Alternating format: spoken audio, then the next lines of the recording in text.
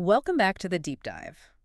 Look, if you're trying to make sense of the markets, you know the real game isn't just finding information, right? Oh, definitely not. There's too much data out there. Exactly. It's about finding those few really clear signals, the ones that cut through all that noise. Signals that tell you something important is happening now. So today, that's our mission. We want to give you a powerful visual shortcut, something you can spot to see a big shift in market momentum, maybe before everyone else does. And we're diving into one of the classics. It looks technical, but really it's like seeing market psychology painted on a chart. Okay. We're talking about the bearish engulfing candlestick reversal pattern. Sounds a bit intimidating, bearish engulfing. It does, but think of it like a quick two-act play on your screen. It shows power changing hands dramatically. Right, so we're going to unpack that meme. Turn bearish engulfing into a simple story. A story about a sudden fight between the buyers and sellers and who wins. Exactly. No need to memorize jargon.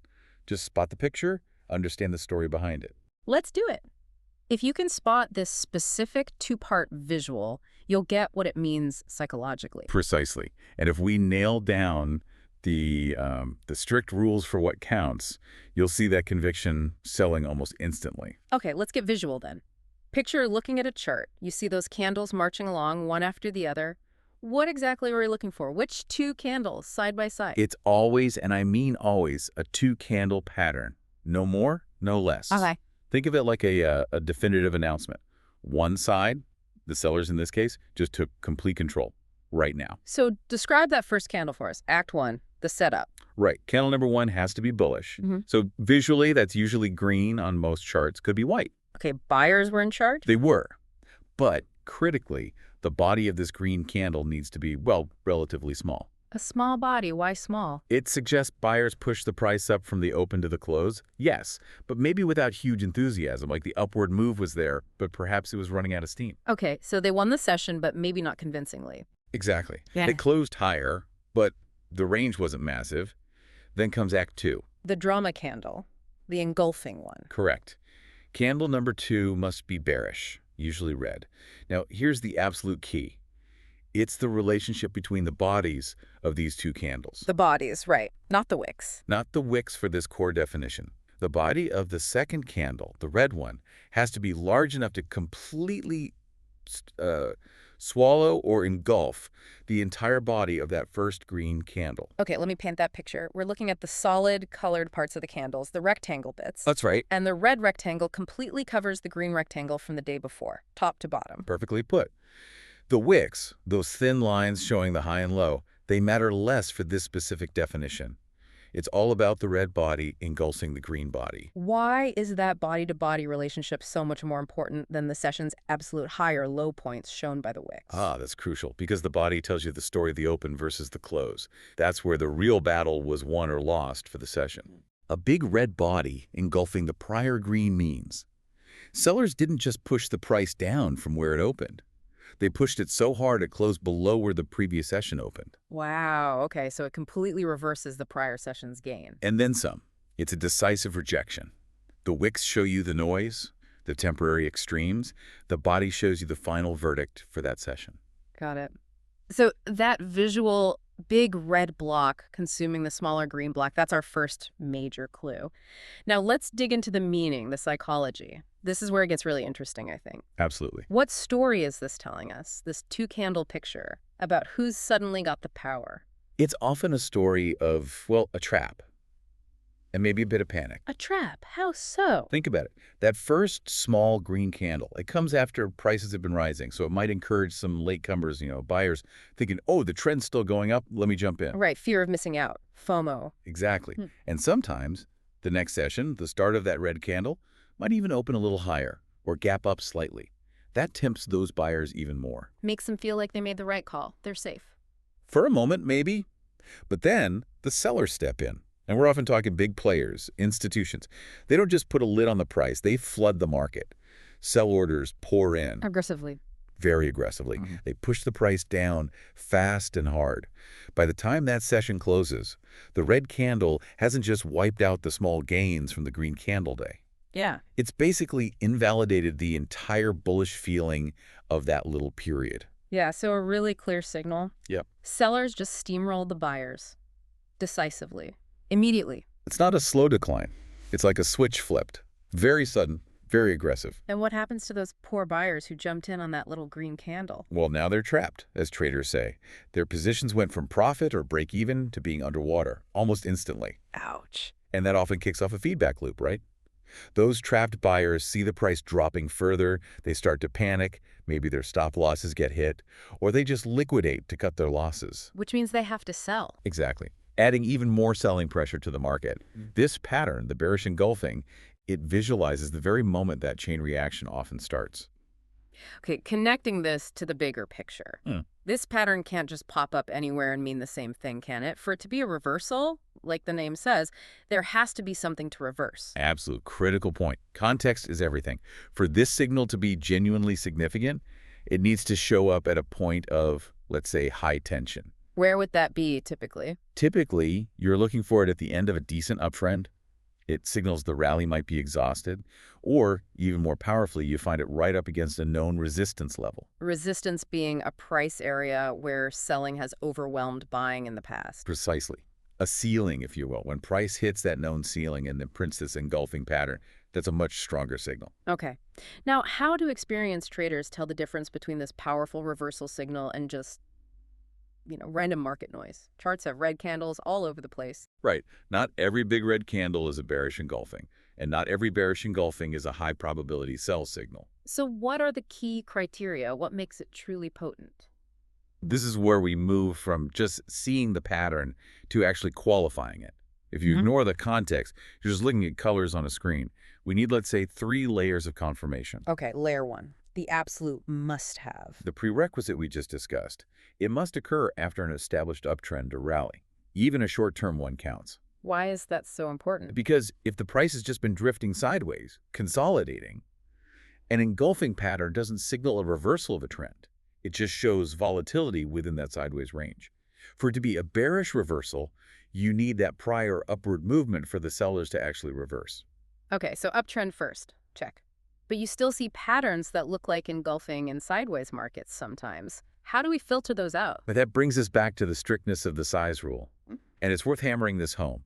The red candle's body must be substantially larger and fully cover the previous green body. No near misses allowed. Nope. If the red body only covers, say, 90% of the green body, or if it's roughly the same size, technically it's not a true engulfing pattern by strict definition. That little bit of uncovered green body, it suggests buyers held onto some ground. The signal loses its decisiveness. You want absolute dominance. Okay, clear visual. Check. Occurs after an uptrend. Check. Red body totally swamps the green body. Check.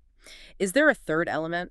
Something that adds real, undeniable conviction, proof that this isn't just a temporary blip. Yes, and this is often what separates the okay signals from the really strong ones, the volume. Volume, the number of shares or contracts traded? Exactly. The signal gets a major boost in credibility if the trading volume is higher on that second day, the big red candle day, compared to the previous green candle day or recent average volume. Why is high volume on the down move so significant here? Volume is like the oomph behind the move. It measures participation, conviction. A huge red candle on really low volume. It could mean just a few big sellers pushed the price down easily. Maybe there wasn't much buying interest to absorb it. It might be easier to reverse. Okay.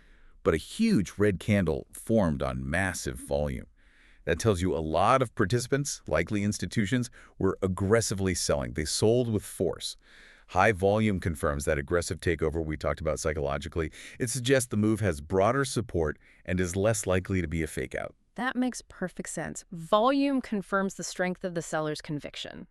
Okay, great framework for spotting and qualifying the pattern. Let's shift to actually using this. Application time. Right, the practical side. We've spotted it. The perfect setup. Yeah. Small green body, huge red body, engulfs it. It happened right at a known resistance level after a nice rally. And bonus, volume spiked on the red candle. Now what?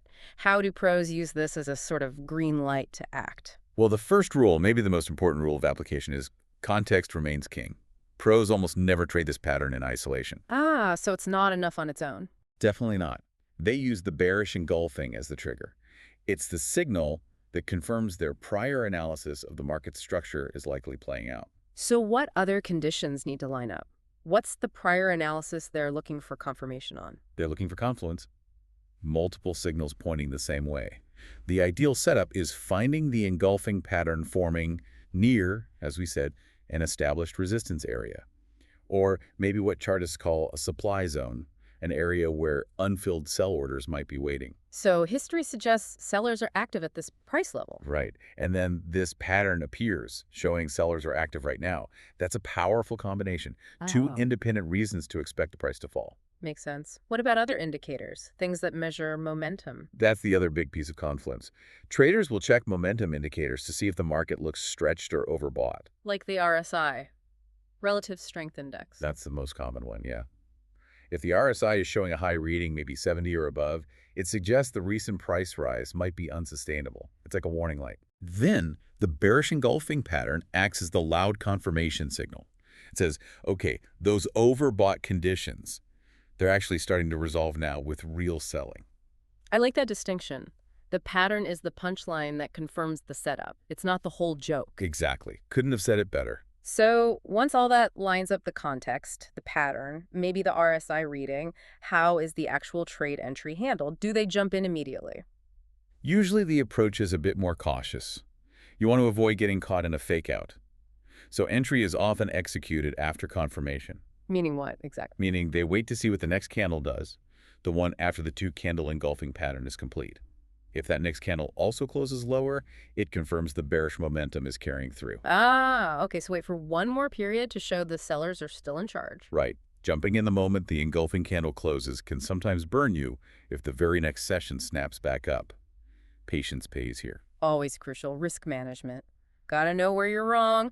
Where does the safety net, the stop loss order typically go? The standard placement is strategically above the high of the engulfing candle, that big red candle, Why above the high of that specific candle? because that high represents the peak of the buying attempt during that whole two-session struggle. It's the point where sellers definitively took over. If the price manages to rally back up and push above that high point, Then the sellers lost control again. exactly, the reversal signal is invalidated, the trade thesis is broken. Placing the stop there defines your maximum risk right from the start. Clear exit if you're wrong. What about if you're right? Where do traders look to take profits? Setting targets. Targets are usually based on what's happened previously on the chart. You look down for the next significant support level, an area where buying previously stepped in and stopped a decline. So you're betting the price falls until it hits the next historical floor. Pretty much. Or targets could be set near key moving averages below the current price. Another common approach is using defined risk-reward zones. It's like aiming for a profit that's, say, twice as big as your potential loss. Right. A professional might say, okay, my stop loss is X points away. I need to see a path clear down to a support level that's at least 2X points away to make this trade worthwhile. If that setup isn't there, they might pass on the trade, even if the pattern looks good. Discipline. Okay, this has been incredibly clear. Visual, psychology, context, application. Let's just quickly bullet point the core process again for everyone listening. Sure, 3 key steps, really. First, nail the visual. Big red body completely undeniably swamps the prior small green body. No ambiguity. Got it. Visual dominance. Second, understand the story playing out. This is sellers aggressively taking charge, trapping recent buyers. It's a rapid shift in psychology. Okay, sellers overpower buyers. And third, always check the context. Did it happen after an uptrend? Is it near resistance or a supply zone? Is volume confirming the move? Right, context validates the signal. Put those 3 together, the visual, the story, the context, and that's how a simple picture of 2 candles turns into potentially actionable information. It really shows how, even in today's complex markets, these relatively simple visual patterns can pack a punch. You know how to read them correctly, yeah. Mm-hmm. The bearish engulfing is solid proof that pairing a visual pattern with the bigger picture of trend and key price levels gives you powerful insight. So the final thought we want to leave you with today is this. Start watching for this pattern. When you see that sequence, small green candle, hope rising, then suddenly, bam, a massive red candle just extinguishes it. Remember what you're likely seeing. It's potentially the visual footprint of fear taking over, of big players hitting the sell button hard. A simple pattern telling a really profound story about market psychology flipping on a dime. Observe it. Study it in context. It's a fascinating window into market dynamics. Absolutely. Thanks for joining us for this deep dive.